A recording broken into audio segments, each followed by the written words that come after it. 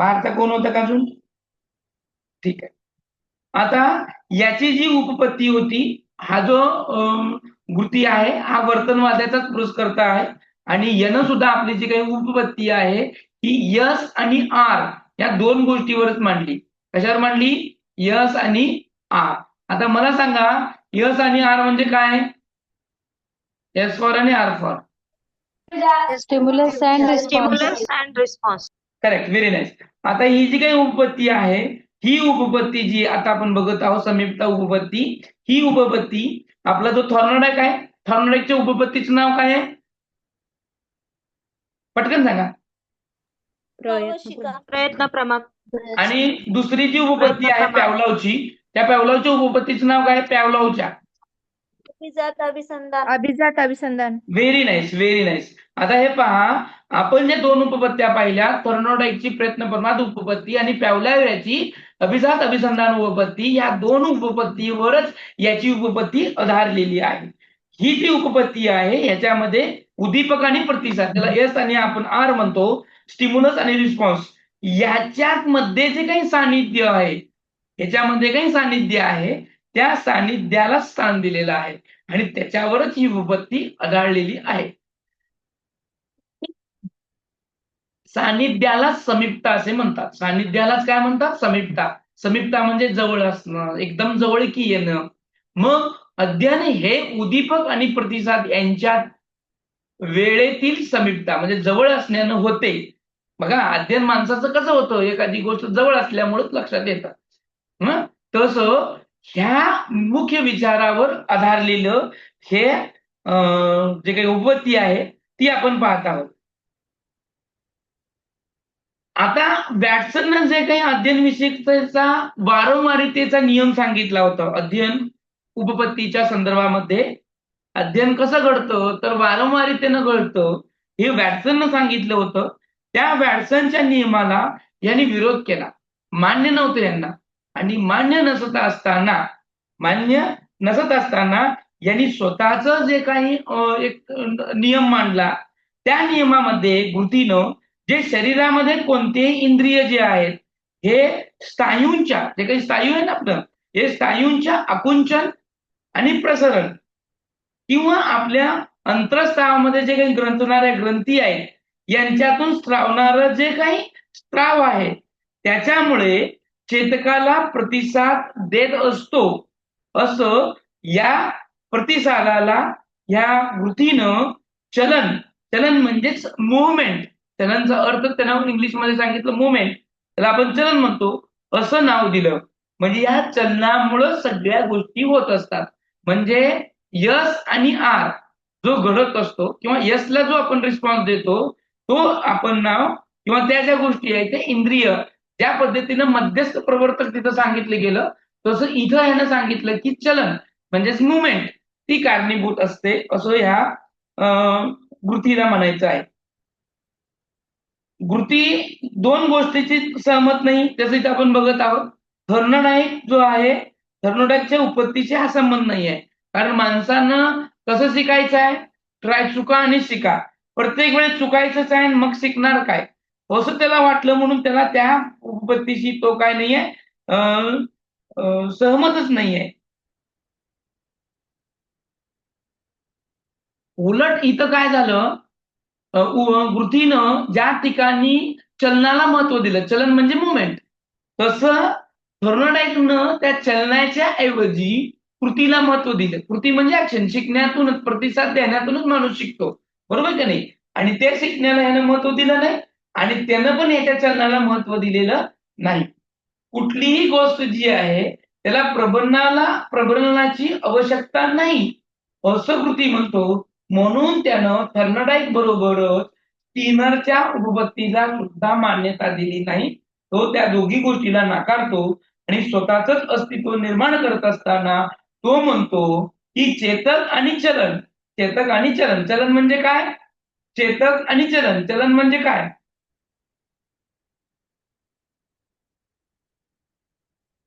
सांगा इंद्रियाद्वारे. पटकन.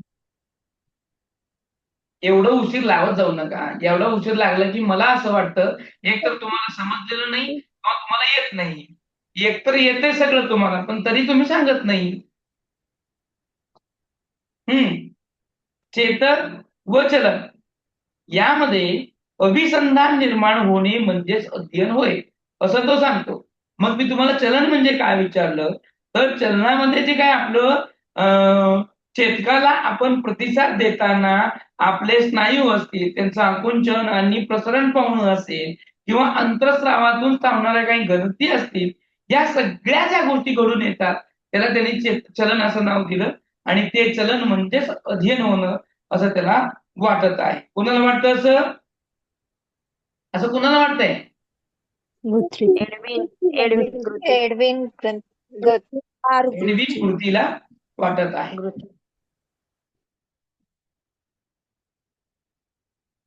आता बघा, हे जे काय आपण बघणार आहे की समीपतेचे काही रूल्स आहेत, काही तत्व आहेत, त्याला प्रिन्सिपल असे म्हणतो नाही.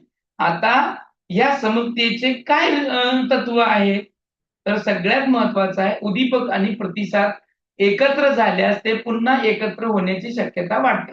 उद्दीपक आणि प्रतिसाद. आता मला सांगा की त्या थर्नोडाईकच्या म्हणा किंवा स्किनरच्या म्हणा, आता स्किनरला आणि थर्नोडाईकला त्यानं विरोधच केला. आता अध्ययन कसं होतं म्हणून सांगितलं थर्नोडाईकनं, की चुकतो आणि मग तो शिकतो. म्हणजे ती जी काही मांजर त्यांनी त्या कूपपेटिकेमध्ये कोंडली होती, त्या मांजरीचं जे हालचाल आहे ते पहिली चुकली, मग ती चुकली त्यातून ती शिकली की हे चुकीचं आहे बाबा म्हणून. मग चुकणं आणि शिकण्याला वेळ गेला आणि त्याचा तो प्रतिसाद चुकीचा नाहीये, की चुकीचं असल्यावर काही शिक्षाही मिळेना आणि काही बक्षीसही मिळेना, म्हणून ती चुकीची आहे असं कृतीला वाटतं.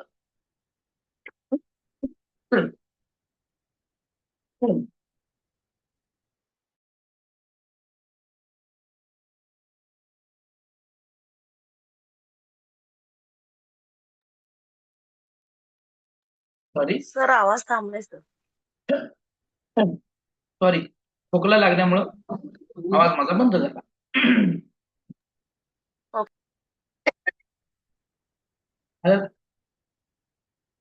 लक्षात आलं? आता लक्षात घेण्यासारखं काय आहे ह्याच्यामध्ये, याची जी काही उपपत्ती आहे ह्याची उपपत्ती यानं अध्ययनाच्या चलनाला महत्व दिलं. म्हणजे शरीरात होणारी जी काही हालचाल आहे, शरीरामध्ये होणारी हालचाल असते, मग स्नायूचं आकुंचन प्रसरण असू दे किंवा अंतरस्रावणातून चालणाऱ्या ग्रंथी असू दे, याच्यामुळं जे काही आपण प्रतिसाद देतो त्याच्यातून माणूस शिकतो असं त्याला म्हणायचंय. आणि हे होत असताना त्याच्यामध्ये आपण जेव्हा एखाद्या गोष्टीला प्रतिसाद देतो आणि मग परत तीच प्रतिसाद देण्याची जी काही शक्यता वाढते, ती शक्यता त्या प्रतिसादामुळे होते. पण ती प्रतिसादामुळे होत असताना त्याला जो मूळ कारणीभूत घटक आहे तो म्हणजे चलन. चलन म्हणजे मग मी सांगितल्याप्रमाणे एक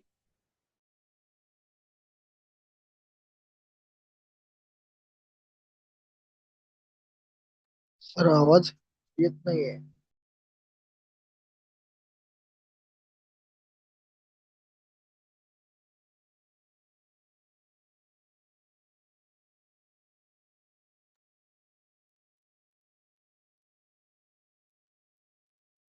तर या ह्याच्यामध्ये कृतीनं सुद्धा मजबूतीकरणाला जे काही गोष्टी दिलेल्या आहेत बघा, त्याचं मजबूतीकरण म्हणजे त्याला रिइन्फोर्समेंट, आपण त्याला मराठीमध्ये शब्द वापरलाय प्रबलन.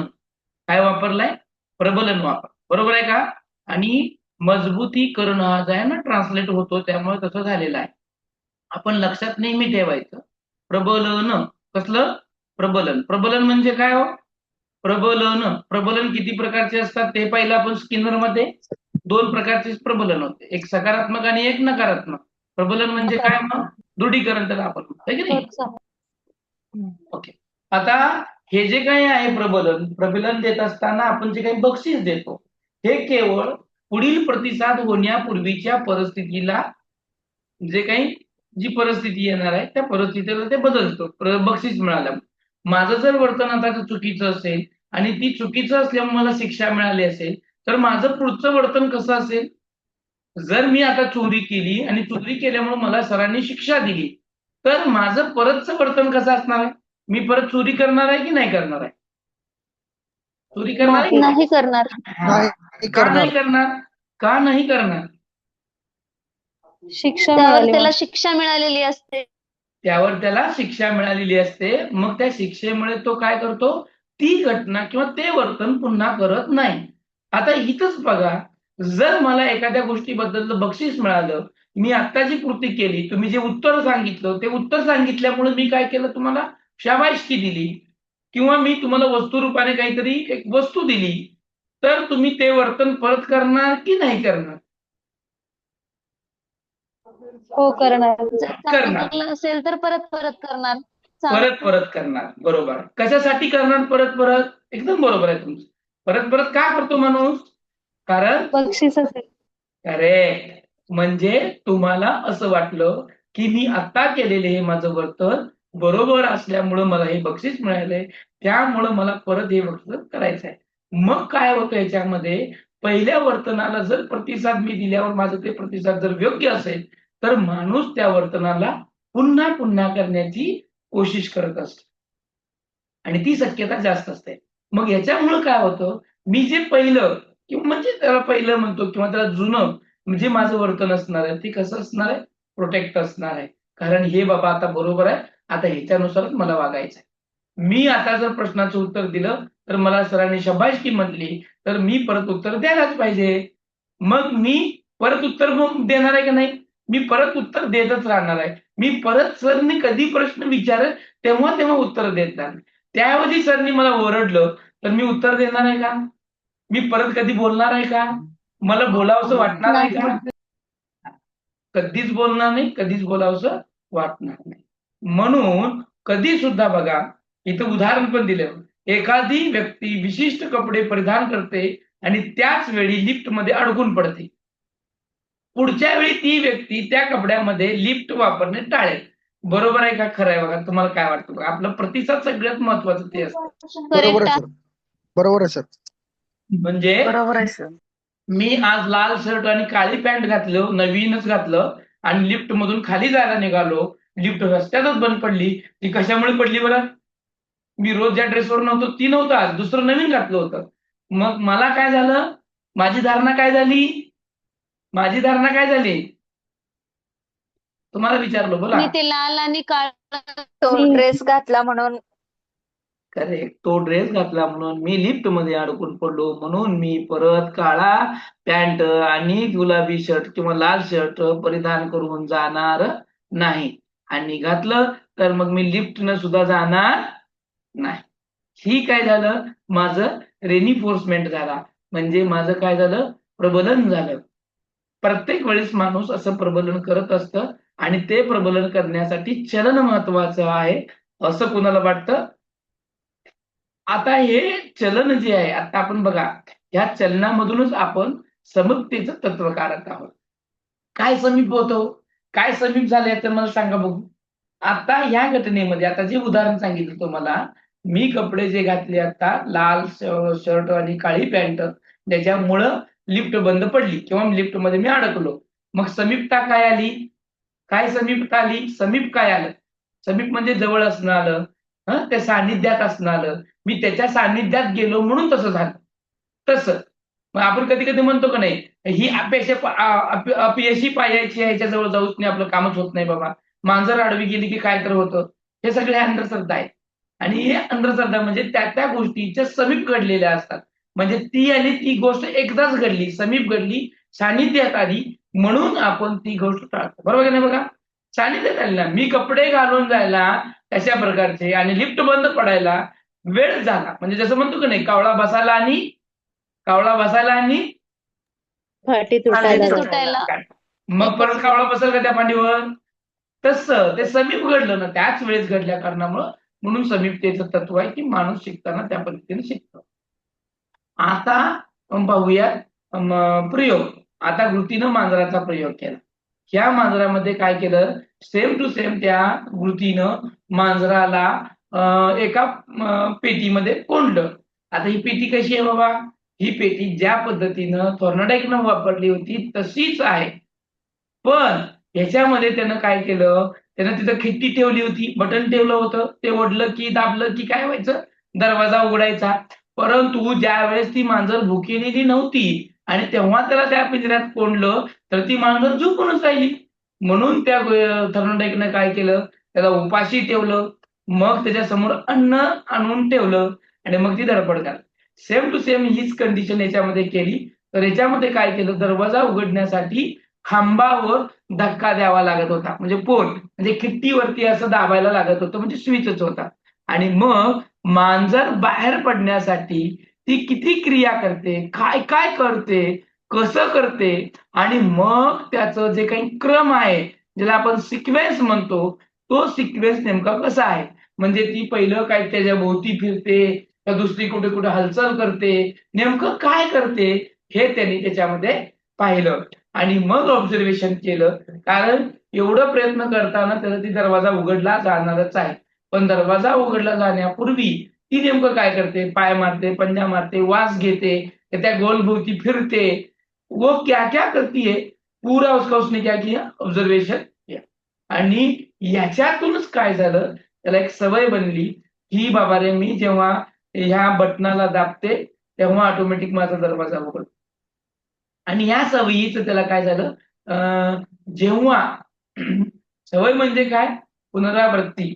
पण इथं कृती काय म्हणतो, सवय म्हणजे पुनरावृत्ती नाही.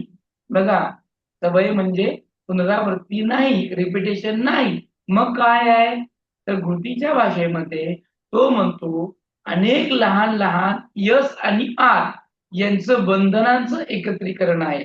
म्हणूनच तो काय करतो, ती गोष्ट पुन्हा पुन्हा करतो. अनेक लहान लहान एस आर म्हणजे काय, यस स्टिम्युलस, आर म्हणजे रिस्पॉन्स. जेव्हा त्या मांजरानं पायानं काहीतरी हलवलं आणि हलवल्यानंतरनं काहीच नाही झालं. बघा, पायानं हलवणं स्टिम्युलस समोर असणाऱ्या खिट्टीला, ते खिट्टीला त्यानं दाबलं, परंतु ती खिट्टी दबली गेली नाही. ती खिट्टी दबली गेली नाही.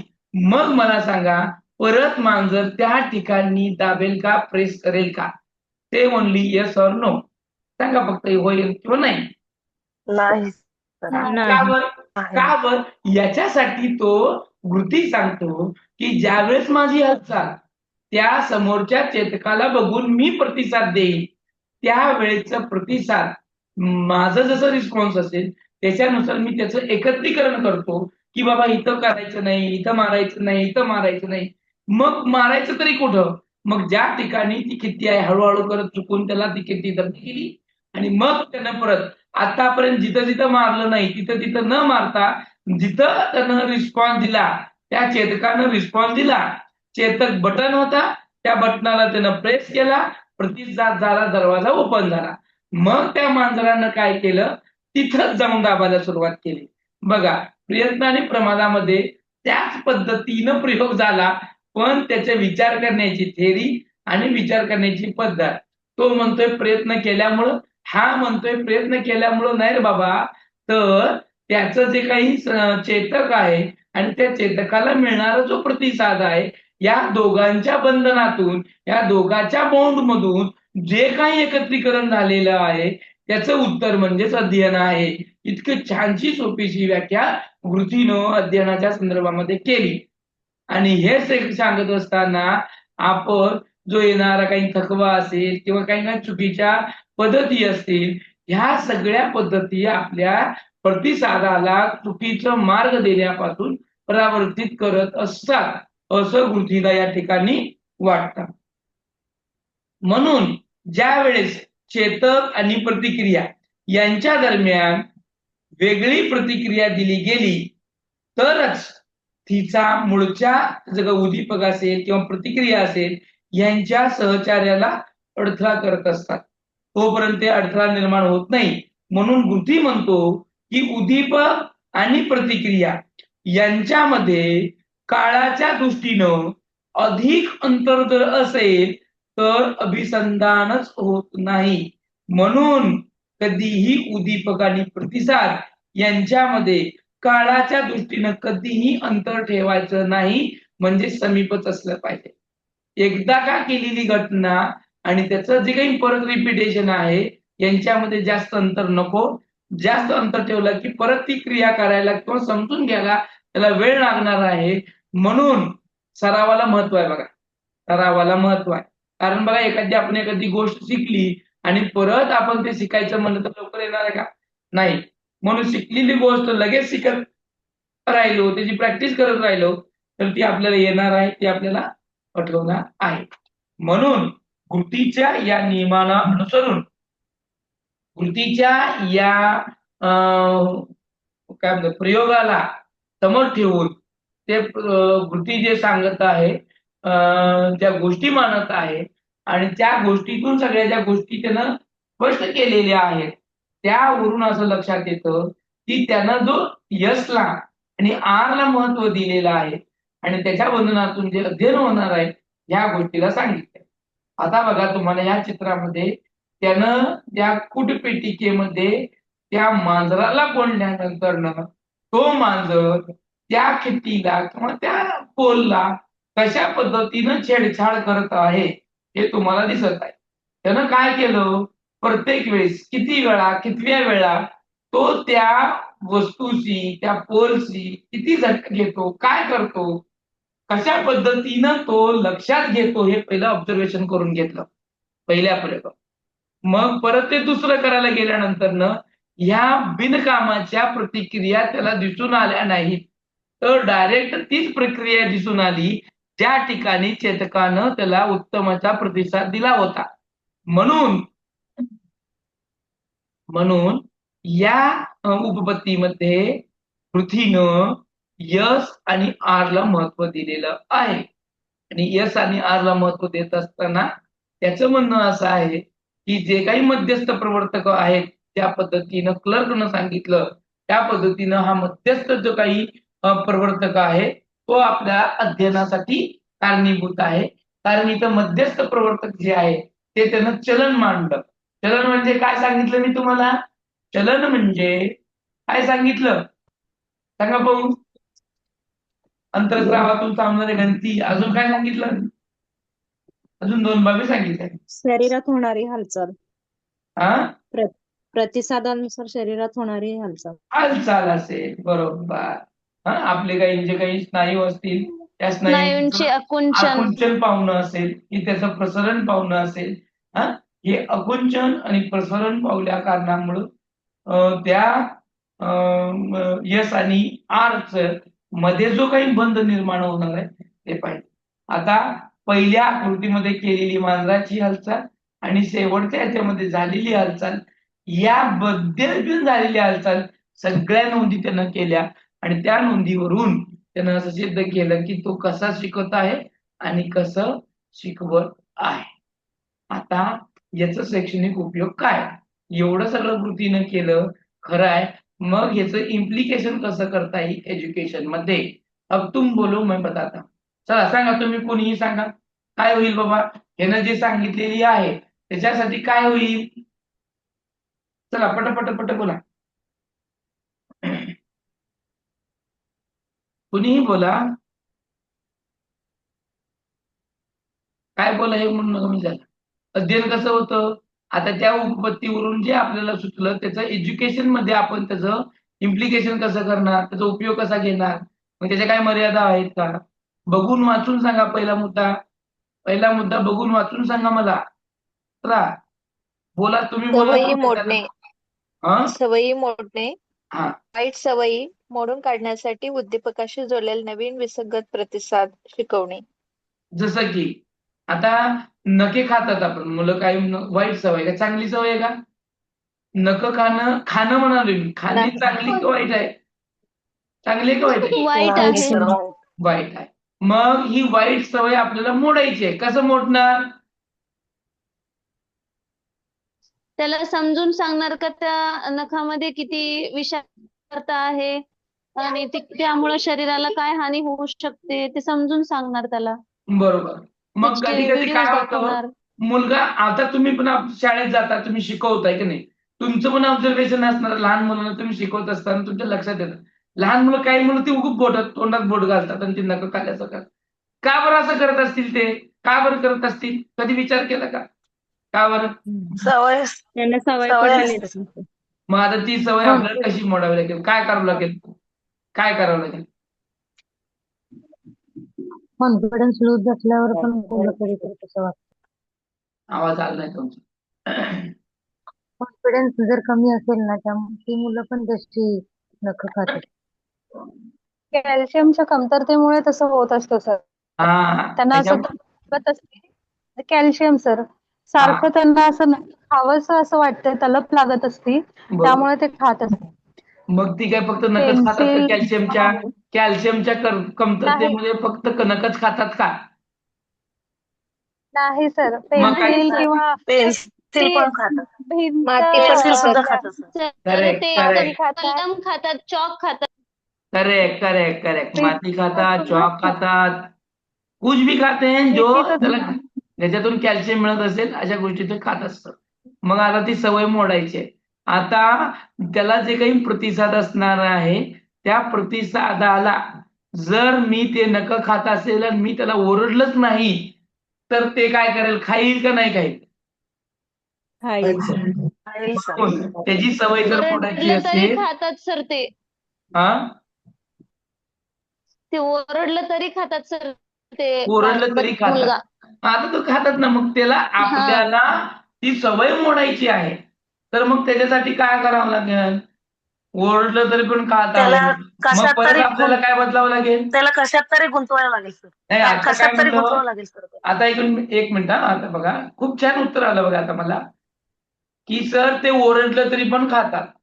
पहिलं आपण काय केलं? चेतकामध्ये काय दिसून आलं? की बाबा तो माती खातोय.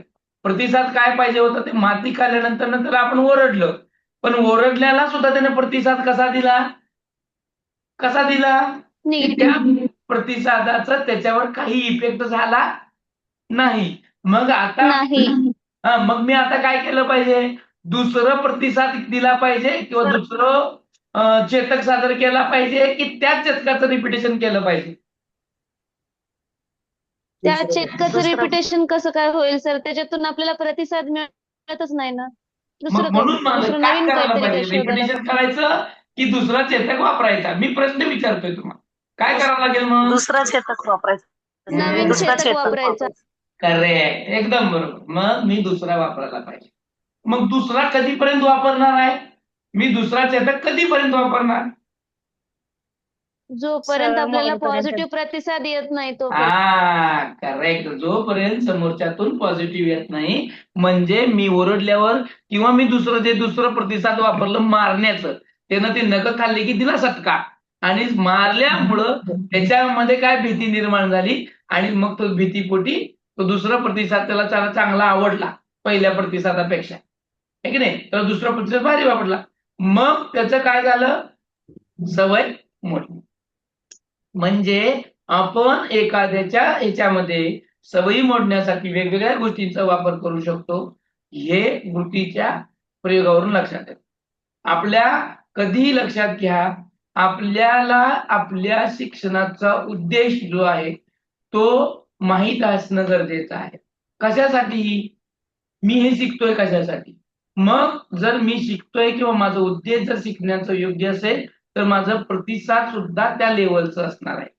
आता मला सांगा, मला टीईटी मध्ये इंटरेस्टच नाही, मला शिकायचंच नाही. मग मी शिकवत असताना माझ्या उत्तराला प्रतिसाद येईल का तुमच्याकडून? येईल का? Yes or no? नाही येणार. का बरं नाही येणार? का नाही येणार? कारण आमचं इंटरेस्टच नाही ना त्यात.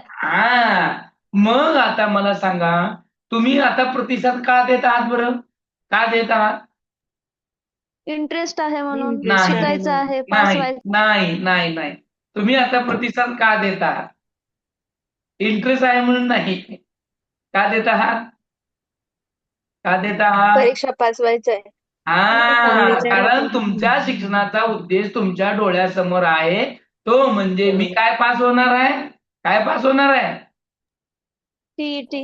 करेक्ट. आणि टीईटी पास व्हायचं असेल मला तर ह्या बाबाला नीट ऐकून घ्यावं लागेल, याचं कौतुक ऐकून घ्यावं लागेल आणि त्याच्यासाठी मला प्रतिसाद द्यावा लागेल. बरोबर आहे का? म्हणून कधीही शिकवताना त्याचा उद्देश माहीत असणं किंवा ते उद्देशपूर्ण असणं गरजेचं आहे, अन्यथा ते होतच नाही.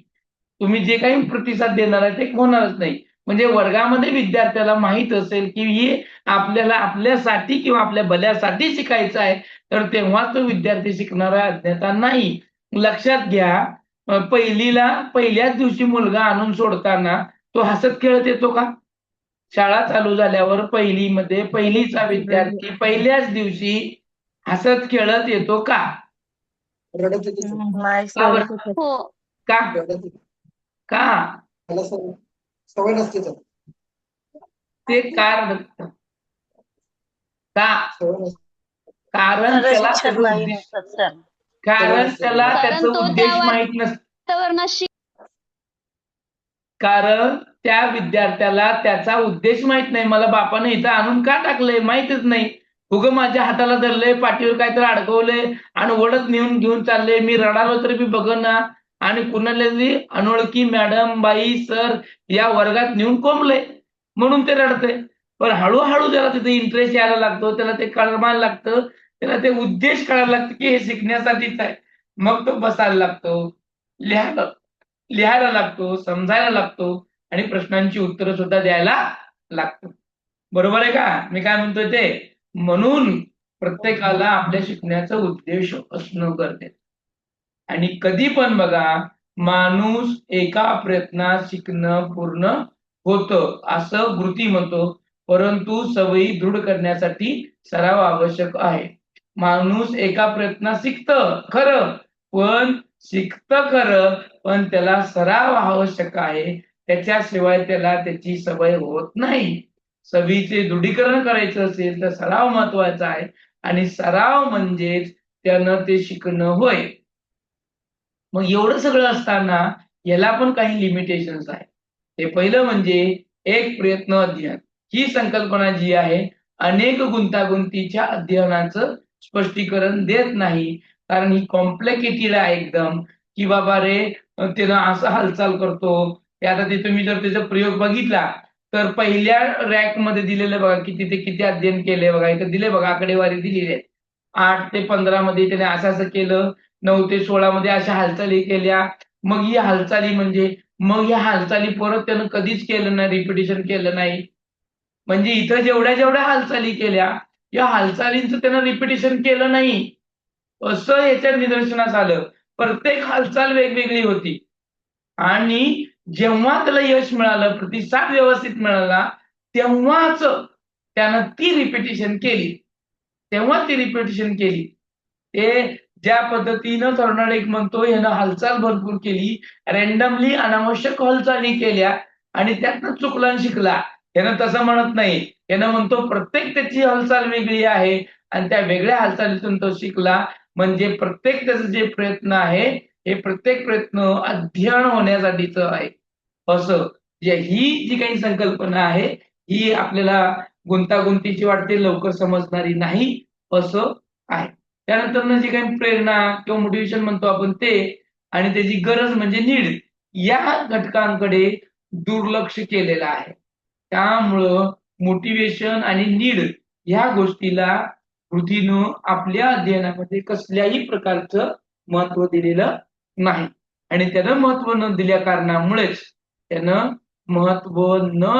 कारणामुळे ही जी अध्ययनाची उपपत्ती आहे ही मागं पडत आहे. ठीक आहे, तर इथं ही उत्पत्ती संपते. कोणाला काही शंका असेल तर विचारू शकतो.